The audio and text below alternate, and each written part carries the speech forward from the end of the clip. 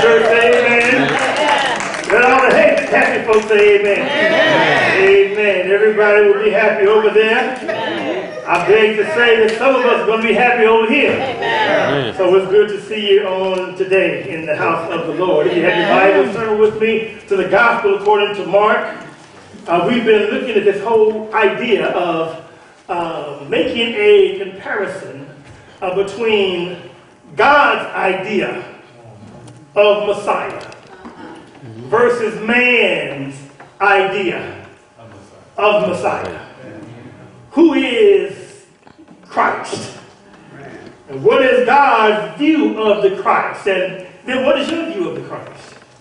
I think oftentimes we find a struggle in trying to line up with God's idea of what the Messiah is all about. His person, his purpose, and also the progress toward the fulfillment of his mission. And so therefore today, as we look at this idea of God's Messiah versus man's Messiah, I think it may be appropriate to entitle this message today, In Search of Utopia. In search of utopia. And we all understand that, utopia simply means that beautiful and ideal place or circumstance. That's right. Sometimes we want to wait until all the circumstances are favorable before we engage in ministry. I mean, when we get this together, we get that together, then I'm going to be front and center. We talked recently about expectations. How sometimes parents have, expectations of their children, but they don't even have it themselves. We can find ourselves having expectations of the preacher that we don't have of ourselves. We may have, expect whatever way you want to fill in the blank. Utopia, sometimes we wait for that ideal set of circumstances that are going to allow me to now be engaged in the work of ministry. And so, I want to ask the question today, what is the attraction of the cross? What is there that is attractive about the cross? Because the gospel that we have received, the gospel that has saved us, the very good news that we are to proclaim to others, is a holistic gospel. It's a holistic gospel. In other words, it is a message that emphasizes not only the price that was paid for our entrance into the kingdom of heaven, but it also stresses the price that we must pay as laborers in the faith. You see, it's easy for us to talk about, the blessings and benefits of being a Christian. But we divorce ourselves from the hard truth that being a Christian is not a walk in the park.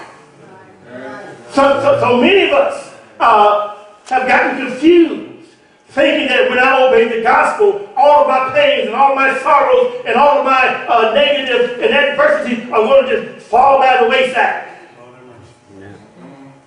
No, we don't ask God to move our mountain. We're just praying for strength to climb. Or the sister go around. In search of utopia. Too often, we find ourselves sharing our faith by telling people of all the blessings that await them when they make the decision to follow Jesus. Very seldom do we impart detailed information about counting the cost, enduring the suffering, as we strive to uphold the blood-stained banner of Jesus.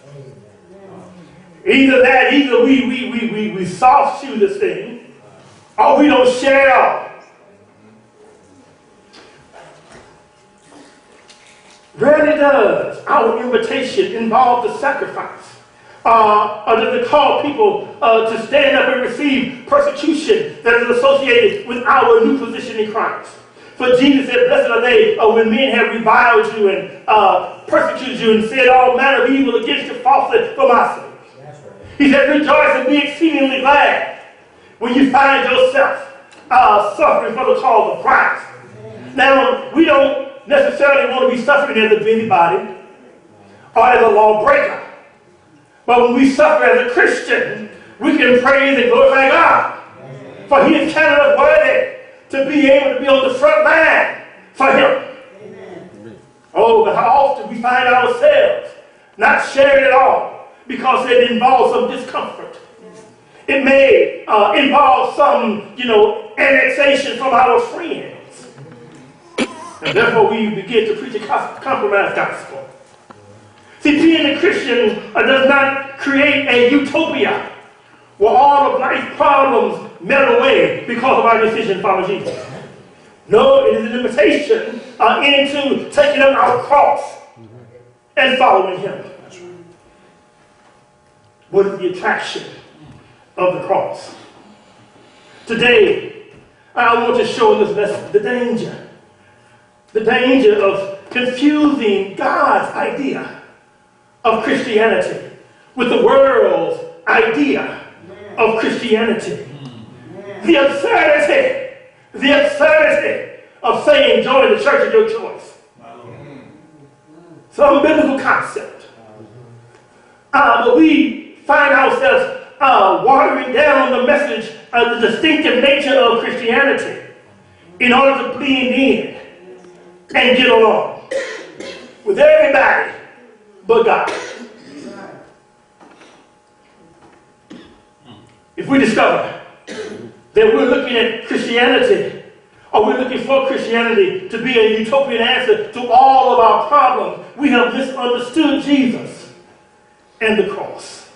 That's right. And so today, my objective is simply to prayerfully revitalize our spirit by refocusing our attention. See, sometimes we talk about revival and we think it's all just an emotional display. I'm revitalized because, I'm ginned up. No, the way we are revitalized in our spirit is that we are refocusing our attention on the fact that we were never told to take up a padded cross. Wow. Never told to take up a padded cross. No, the cross has always been an instrument of suffering, of shame, degradation, and death. I want to lift from the title, In Search of Utopia. I want to lift the theme, Get Behind Me, Satan. If you're looking for a padded cross, if you're looking for a crown without the cross, Jesus is saying, get behind me, Satan. You see, now that, and contextually in this text, we talked about last week, right, that Jesus was about to have what? The talk. Right? Today he don't have to talk. Can we talk today? Yeah. Jesus is saying, I want to have a talk with you today. Right. We're going to have a little talk with Jesus where you pull your britches all the way up to your armpits. Because we're going to have a talk. Having this talk with Jesus. Before we said he had to talk, he had to set the stage. That's right. Sometimes, you can say some good stuff. If a person's not ready to hear you, they just not going to hear you. I don't care what you say. That's right. Have you ever had that situation? Sure. Sometimes people, you want to talk to them, but their mind is somewhere else. That's right. And sometimes I and you have been engaged in conversation when somebody is saying something and you ain't hear a word they say. Yeah. Because you're so busy trying to retool and wait for them to take a breath so you can start talking.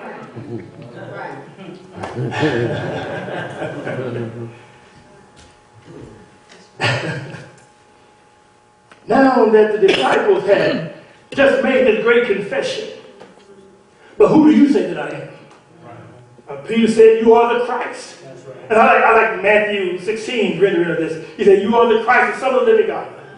And Jesus said, blessed are you, Simon, son of Jonah, for flesh and blood has not revealed this to you, but my Father which is in heaven.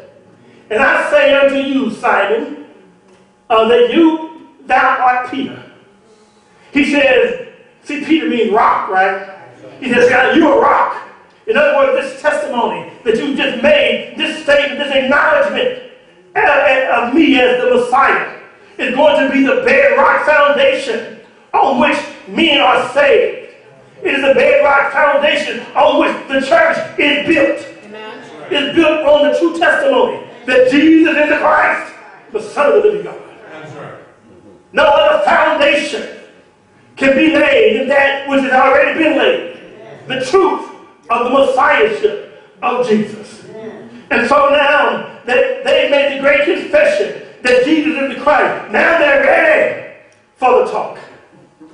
Jesus began now to indoctrinate them into the way of God's Messiah, which was a strange concept to them because God's Messiah did not line up with man's Messiah. And even though Peter had made this great acknowledgement, this great revelation about the truth of the deity of Jesus, now there's a lot more to talk about. That's right. First thing he said, don't tell anyone. Can you imagine them going out and begin to tell publicly that Jesus was indeed the Christ without the rest of the story? There's more to the story that they need to receive in order to be thoroughly furnished and equipped for every good work. Now, having said all of that, let us begin our lesson in our text. Again, that's Mark, the 8th chapter. And notice 3 very short and simple verses that will serve as fodder for this discussion on this morning. In verse 31, the Bible says, and he began to talk. Your Bible says that he began to teach them that the Son of Man must suffer many things and be rejected of the elders and of the chief priests and scribes and be killed. And after 3 days, that's right, rise again. That's right. Oh, yes. I want to begin by talking about, number 1, the path of God's Messiah. It must be preferred. See, we make decisions as to, where we're going to work, where we're going to eat after church, all that kind of stuff, right? And that's optional. I can go to, what restaurant you guys going to today? To the home? That's what we need to be going home. Yeah, I'm going here, we're going, and optional. It's an option. And you have the freedom to exercise certain options. Okay? Nothing wrong with that. But you see, when we make preferences over one thing versus another, you better make sure that your preference is lining up with God's preference. That's what we're talking about today. Okay? You see, because it's important to make sure that the talk that is presented was really a hardcore truth concerning the events to come. Jesus knows, and if you notice Jesus as he talks, at first he was giving, tidbits of information. Little nuggets and kernel of truth. But the closer he got toward the cross, the more he began to drill down on the truth of the vital information that they needed to receive. He began to teach them. Teach them what? Well, of his suffering. Of the fact that, it's not going to be a welcome mat. There's not going to be a welcome mat for the Messiah. Not for God's Messiah. Not only would he suffer, but the Bible says he's going to be what? Rejected. It's going to culminate in his death. But after the death is going to come the resurrection. This was unprecedented. This was unprecedented, yet predicted. For the Bible had very, very clear in the predictions that Jesus would make concerning his death. Remember in Matthew chapter 23 and verse number 27, he says, "Woe unto you, scribes and Pharisees, hypocrites, for ye are like unto whited sepulchres, which indeed appear beautiful outwardly, but are within full of dead men's bones and all uncleanness." He is saying sometimes we can make sure we can get everything right on the outside. And we can present ourselves as righteous and clean and morally upright and pure at heart. But he said, but on the inside, you're like a whitewashed tomb. You're filled with dead men's bones, corruption, and decay. I'm not saying that's where you are. I'm saying that's what Jesus said. Right?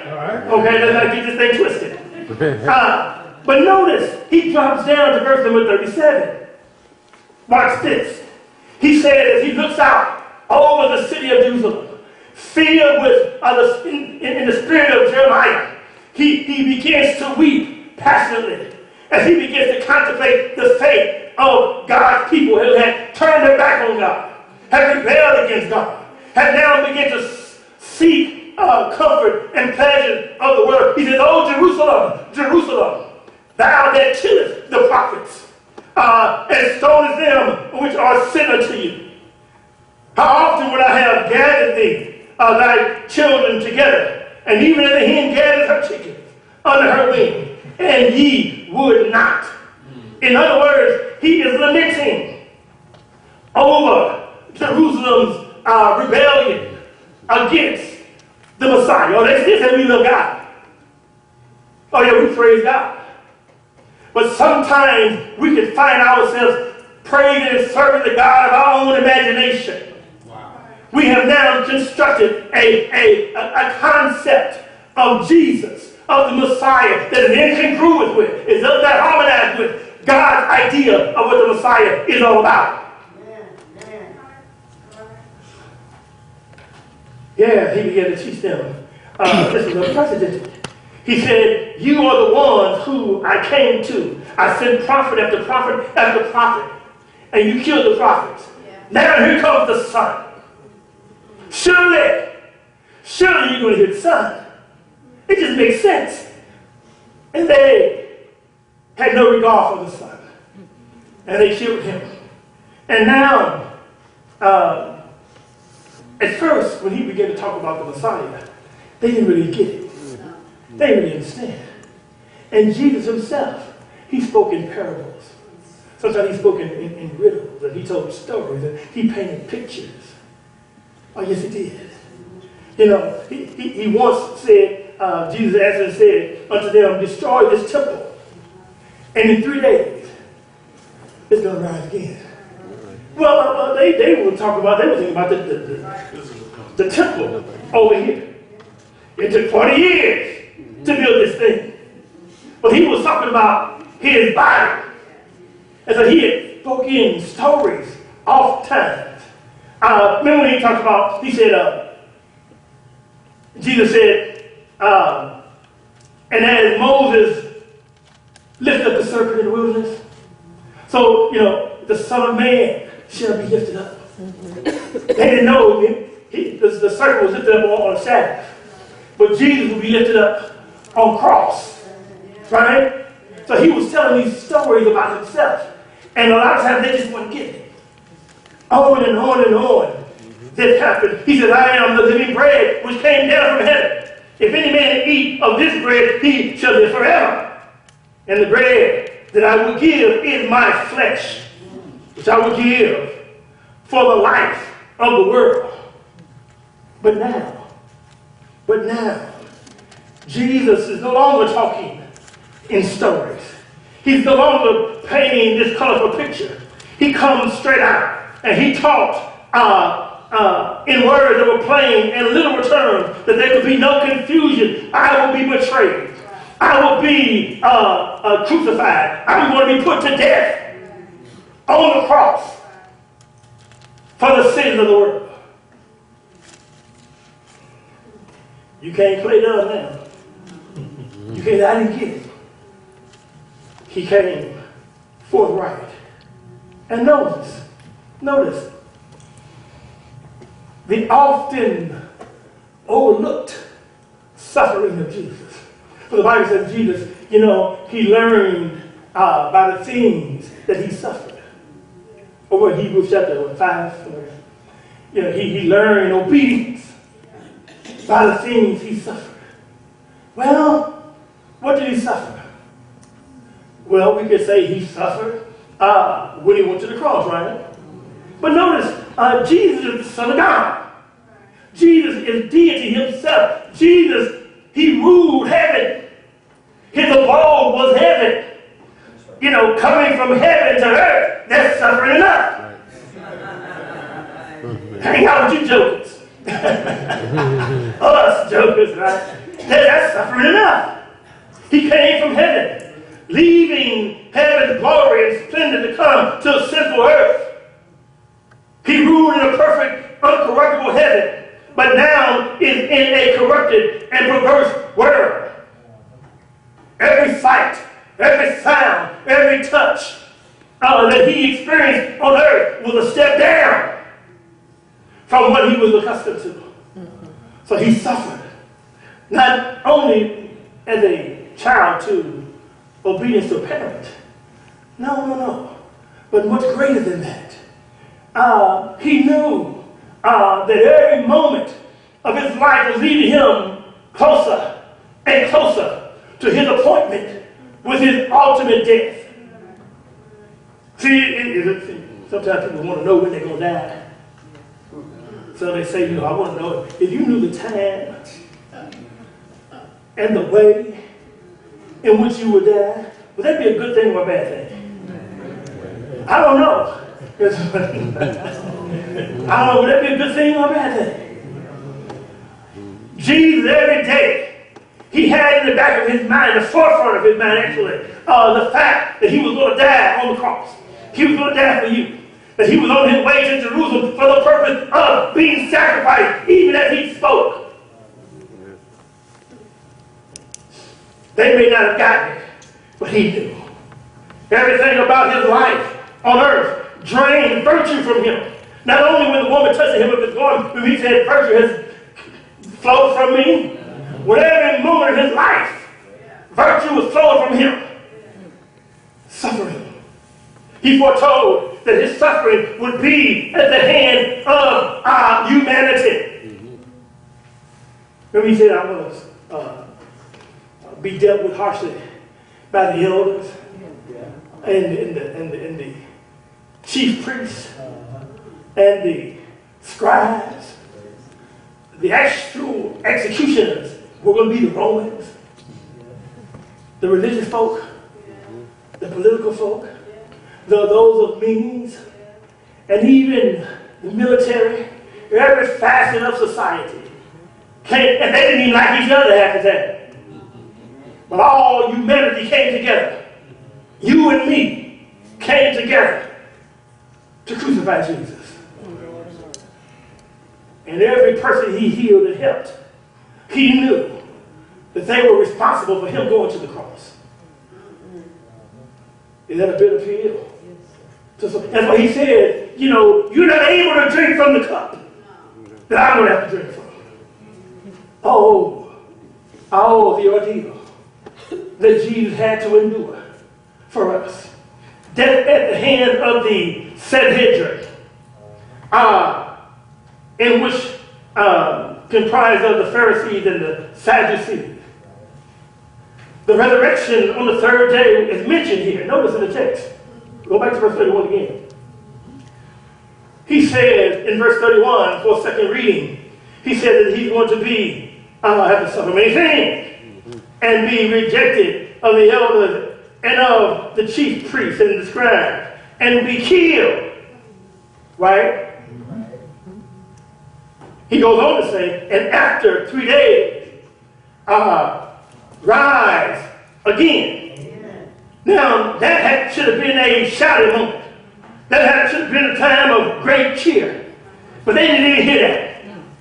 They were so absorbed and engulfed in the idea that he was going to be killed. It sapped all their strength. The resurrection on the third day is mentioned, but it made no impression on their minds. It's amazing of this rainbow of truth could not be seen because the cloud of despair associated with his death. Yes. See, God's path for the Messiah has to be preferred. The reason why I say that is because there's a difference between his view and our view. We've got to get that straight. But notice what the text goes on to say.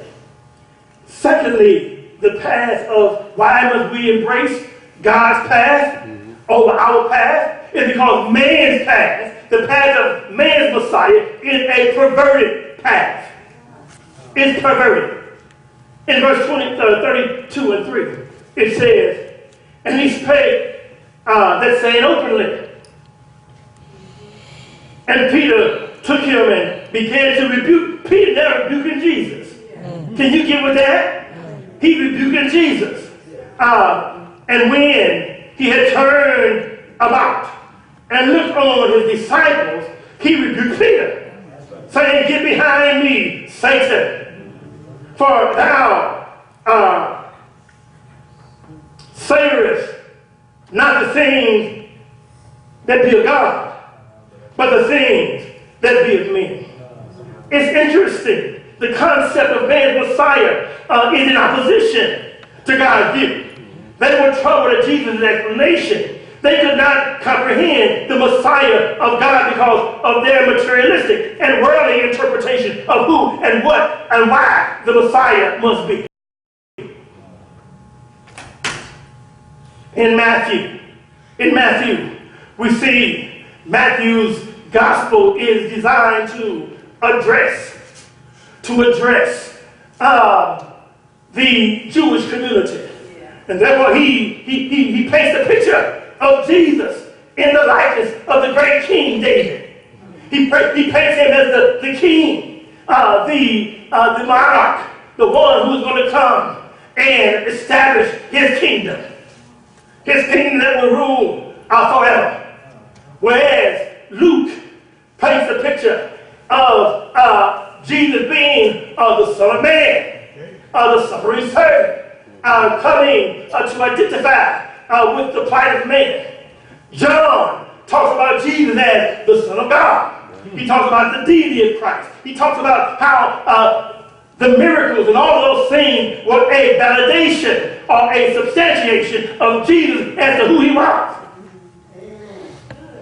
But Mark is going to be addressed to a mixed audience, Jew and Gentile, predominantly Gentile, who did not have a conception of this idea of Messiah.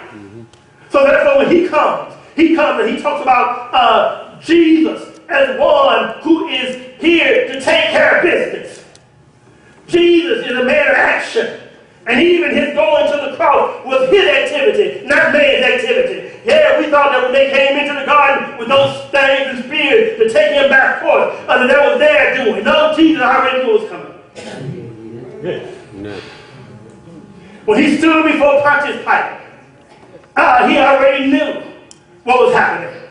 When they led him up that hill to Golgotha, Jesus already had anticipated and knew full well what was about to befall him. He knew the very one who would betray him. He knew all of those things, yet he took steps of action because he knew there are certain things that he must do. Underline the word must. He must suffer. He must be betrayed. He must be crucified. He must do those things, because if he does not do those things, we are still lost in our sin. That's right. He had to take action. That's the thing. I must need go to Jerusalem. Amen. I must need go to the cross. Yes. I'm handling my business. All right. And anyone who would have the audacity to prevent Jesus from taking care of his business is a worker and co-laborer of Satan. Yes, the natural man rejects God's Messiah. He rebels at the idea of the cross. And we have even turned the cross into a fashion statement. Yes. The cross is nothing more than a pretty fashion statement now. It's something to be sold in bookstores, and we hang them on Christmas trees and all that kind of nonsense. Now, I'm not saying take your Christmas, I ain't saying that. You do what you want to do. But we have to understand that the cross is not something that is glamorous.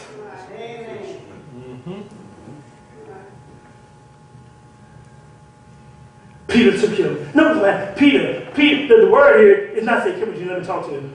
He said, Jesus, let me talk to you. No. He took him. The idea is he grabbed him. He put his hands on Jesus. That's what he put his hands on him. He grabbed him and, come on, man, I got to put him on the way. We got to talk. As though Jesus was now beside himself. He took him, he grabbed him for a private conversation. And then the Bible says, and Peter rebuked him. It was a forceful, watch this, a forcible attempt to prevent Jesus from going to the cross. Yeah, we got you, Doc. We got you. We're not going to allow anyone to put their hands on you. We know in the garden, Peter, he took his sword out, he was defending. He said, this circle is around you right now. We got this. We're going to, as a matter of fact, why don't you go ahead and begin to rise up your army so we can overthrow the Roman government anyway? Why don't you raise up your army so we can begin to march on in to see that view of the Christ? That materialistic and earthly view of the Christ was a Christ that was going to come in, and now he's going to, with a mighty hand, rule over this earth. There's many groups are still waiting for him to come and rule over this earth for a certain period of time. So Peter, he's caught up in the moment. And now he's being very, very impetuous and very presumptuous.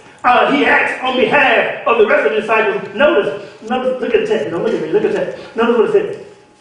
What did Jesus do when he began to rebuke him? Okay? Notice what Jesus does. When he began to turn him. The Bible said, but when he had turned about and looked at his disciples, he rebuked Peter. What does that say to you? Maybe Peter was just a spokesman. Maybe when he looked at the disciples, sometimes if something happens in public and we don't want to respond in public, I get that. But sometimes you don't have a choice. Yeah. He turns and he looks at the disciples.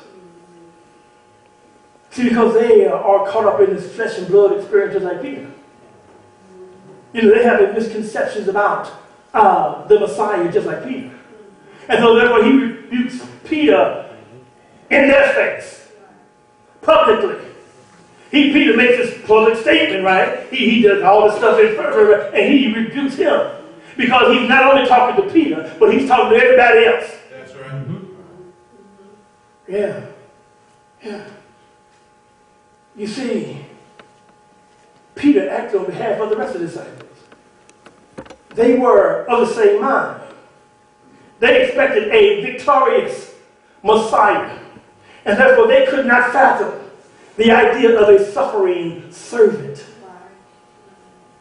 They wanted one who would ride in on the white horse here on earth, and everyone would just bow down on earth. But when Jesus talking about he's going to die, he's going to suffer, he's going to be crucified, that just blew their mind. No, that can't happen. And not only in a selfish way, we don't put too much stock in this. We don't let our jobs, we don't let our families to follow you. As a matter of fact, he just got you saying, Peter, I'll give you the keys to the kingdom. And Peter says, yeah, he's feeling good about himself, right? And then all of a sudden, he said, now I'm going to die. But wait a minute. You let us hanging out here like this. I'm just trying to keep it on the one. And so therefore now, they are about to lose it. And Peter seems as though he wants to come to Jesus' rescue. You see that? And he grabbed him. He said, come on, Doc. I know you. I know it's hot out here. Get him a coat towel, somebody. You know, it's hot out here. See, the natural man is of Satan. Right. He said, get behind me. See, the word Satan simply means adversary. Right. In other words, you are positioning yourself to oppose the very purposes of God. Mm-hmm. Now, we all have to acknowledge the fact that there are times in our lives when we want to do what we want to do. Right. We are opposing the very purposes of God. Whenever you find yourself struggling with doing something or not doing what you're supposed to do, go look in the mirror and say, get behind me, Satan.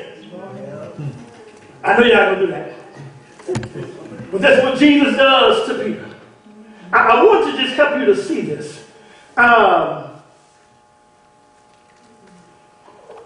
He was tempting Jesus.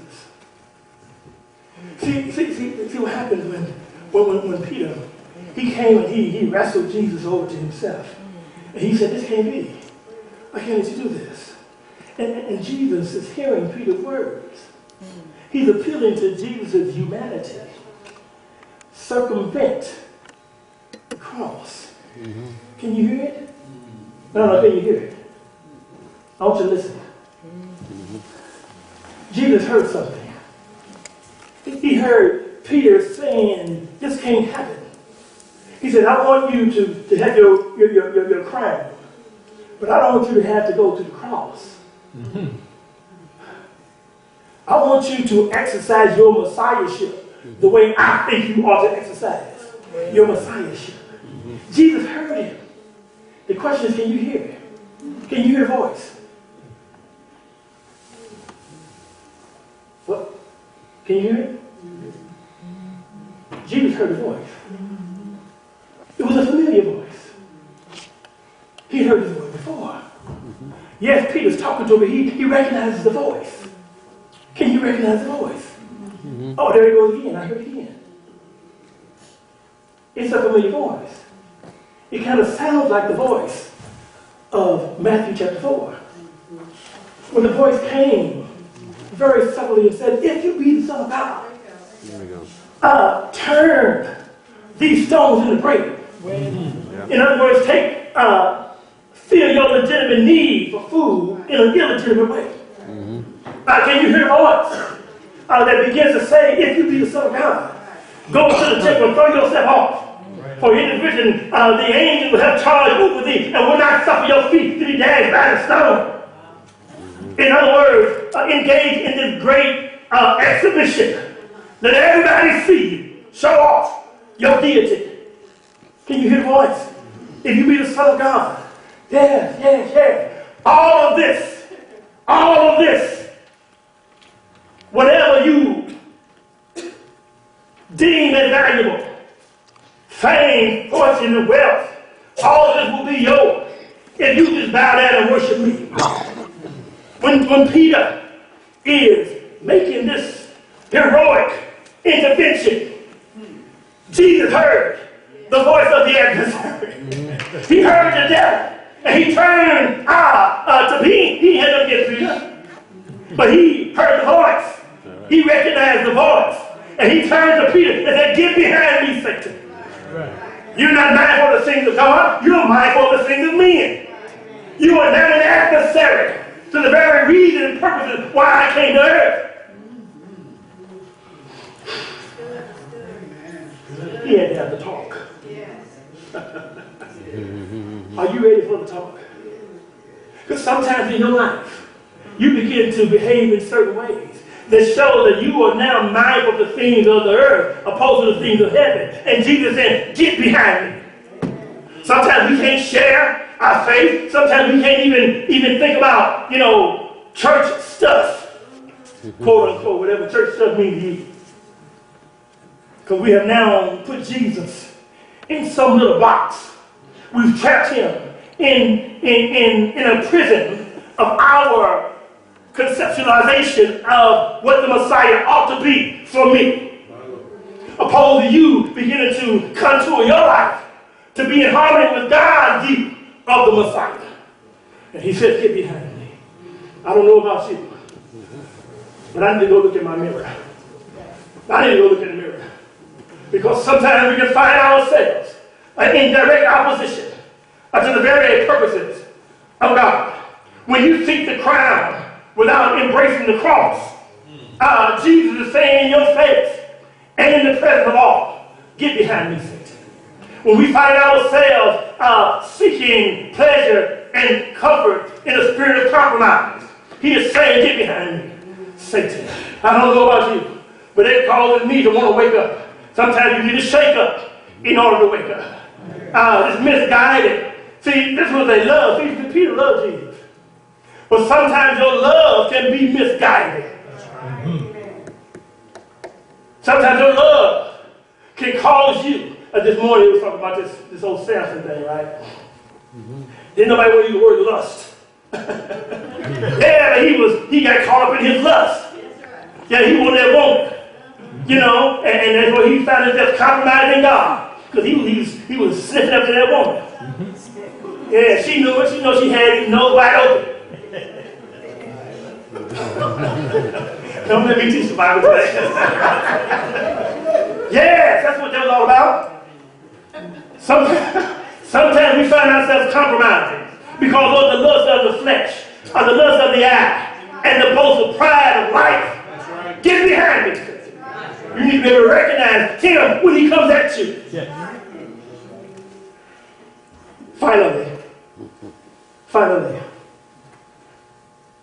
I want to give you this third point. I've already stated that there's a path. There's a path. We've looked at the path of God's Messiah, and we've stated it must be the preferred path. Why? Because the path of man's Messiah is perverted. We find ourselves minding the things of this world and not the things of heaven. And finally, the path of God's Messiah must prevail. That's right. In other words, who is ultimately going to sit on the throne of your heart? After all is said and done, that's what this thing comes down to. Who rules supreme in your world, in your heart? And so, we, like Peter, must learn to embrace God's view of Messiah. If we are to be effective in carrying out the assignment of the church. You cannot even carry out the assignment of the church unless you embrace God's view of Messiah. Now, when I say the assignment of the church, I'm not referring to anything that you experience today. I'm not referring to the preaching, the teaching, the singing. Those things have a part to play. But what I'm referring to is this world that is going to hell. How do we circumvent that? How do we, through proclaiming the gospel, how do we, through living the gospel, share with other folk that the kingdom of heaven is an undivided kingdom? Amen. Yes. That's right. And therefore we must possess the incorruptible faith of Christ. We must possess the living hope of the Spirit. And therefore we must proclaim that very hope. That's what this is all about. See, when we leave here, that's where the work starts. Oops. I thought it was all about my sermon. No, it's not. I thought it was all about I'm going to be able to be around the table. No, it's not about that. It's about you picking up your cross. When you leave here and follow him, your cross, you need to die to yourself. Right. See, when you die to yourself, you don't have no problem talking about Jesus. That's right. See, because we don't talk about Jesus, but we have to die to ourselves, but we're so preoccupied with what other folks will think or say or do. That's right. Tell the truth. That's how we can find our way. I still doing a whole bunch of other stuff. Spinning plates. But never, ever lining up with what Jesus wants us to line up with. That's what this is all about. Notice before the resurrection, Peter had forbade Jesus, right? Mm-hmm. Yeah, Jesus, he said, you can't go to the cross. I'm not having it. I'm going to prevent you from going to the cross. But now, after the resurrection, he is the one who is now preaching the resurrection. Yeah. See, you see the difference night and day. Peter was the one who said, no, you can't do this. But now he's so glad he did. We have been begotten again to a living hope by the resurrection. See, if he doesn't go to the cross, if he doesn't die, there could be no resurrection. If he does not die, there could be no payment for your sins. All of those things are necessary. I must go to the cross. Our faith, our hope is based on him who died and God raised from the dead. So the death is necessary. We become dead to sin and alive unto righteousness. Why? Because it's by his stripes.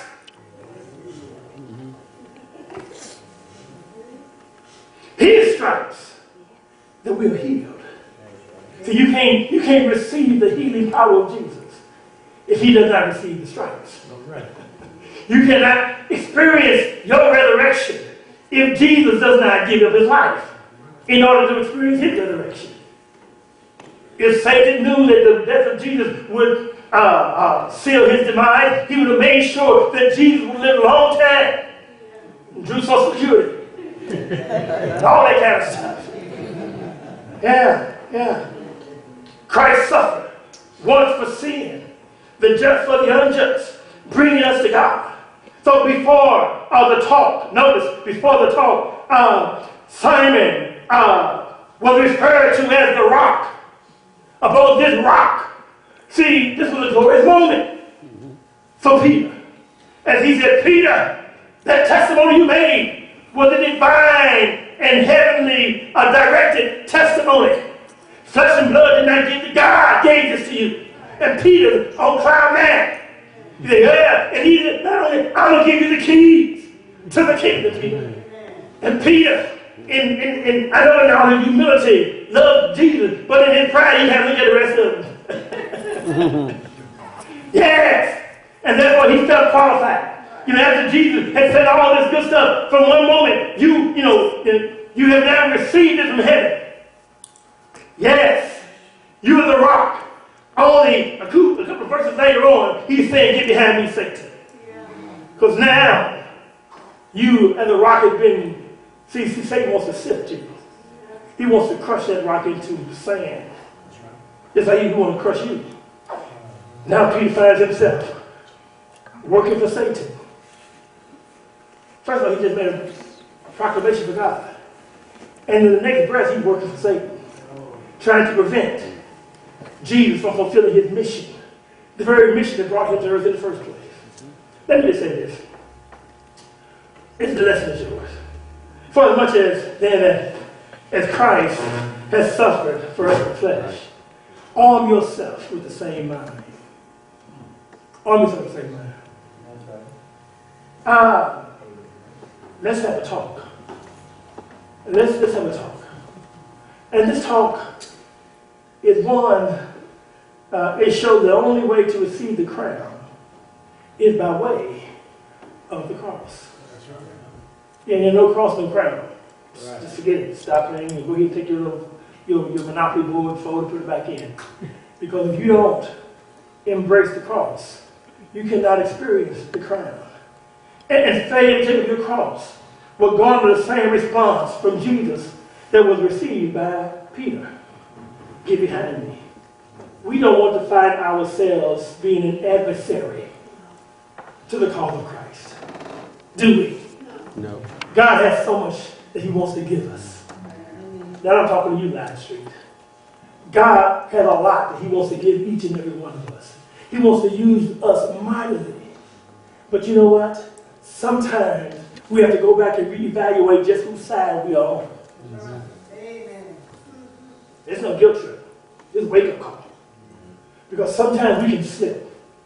We can, in our misguided love for God, find ourselves doing things that prevent Jesus from accomplishing the very purposes that he wants to accomplish in you. So that's the talk. The talk is simply line up with God's view of the Messiah and scrap our earthly, materialistic conjured up view of what the Messiah is all about. Because when we do that, and we begin to operate in full understanding of what Jesus came to accomplish, in full view of what God wants to accomplish in you, we find abundant joy. Not a utopia removal of the result of suffering and circumstance, but we now endure those things. Just like Jesus said, rejoice and be exceedingly glad. For those who were being persecuted are in good company with the very prophets who were before you. I'm glad that Jesus has given me an opportunity to stand for him. And I know that sometimes it may cause some sense of discomfort. But the cross is not a patty cross. So if you're here today, God is calling on us. He's calling on you and I to reevaluate the old rugged cross. Okay? And if you see the cross differently than you have seen it before, well then he is saying, line up with me. Don't allow, a distorted view of the Messiah prevent you from fulfilling God's purpose for your life. If you're not a member of the body of Christ, you have to understand all of this Jesus did for you. So that you can be free. So that you can be received in a loving way into God's, into fellowship with God. All that Jesus did is for you and me. Let's get in harmony and in step with God's view of the Messiah. If you're here today, all you need to do is say, yes, I do believe that God loves us so well what he gave his only begotten Son. And Jesus died, and he was buried, and he rose again on the third day for me. Yes, we get sad about the death and the burial, but the death and burial are necessary to experience the splendor and the bliss of the resurrection. Now he calls us to live a resurrected life. If you remember the body of Christ and you have not lived in that way, well, it starts by saying, get behind me, Satan. But some people may want to walk out these aisles right now, but Satan is preventing you. Yeah. The Satan is playing in your mind right now.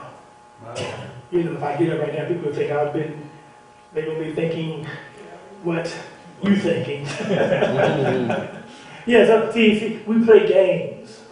We play games, don't we? And I don't want nobody to know, who they think they are. They just bad. Well, we already know that. All of us are broken vessels. We just come into the potter who made us, and he's the one who's able to put us back together again. Think about that together. We stand and sing a song of encouragement. We invite you.